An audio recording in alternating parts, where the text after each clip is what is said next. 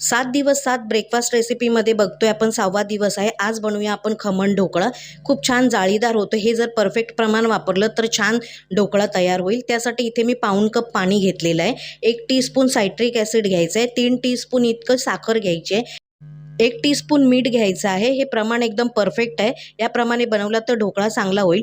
त्याच कपाने ज्या कपाने पाणी घेतलं त्याच कपाने बेसन घ्यायचं आहे. थोडं थोडं बेसन घालून हे चांगलं मिक्स करून घ्यायचं. गुठळ्या राहिल्या नाही पाहिजे. बेसन चाळून घ्यायचं आहे.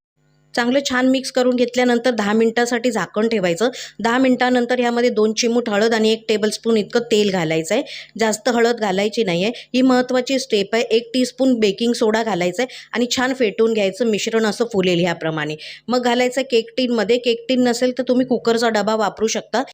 कढईत चांगलं पाणी तापवून घ्यायचं आणि मग डबा ठेवायचा आहे ढोकळ्याचा. आता तयार झालेला आहे. 25 मिनिटं वाफवून घ्यायचा.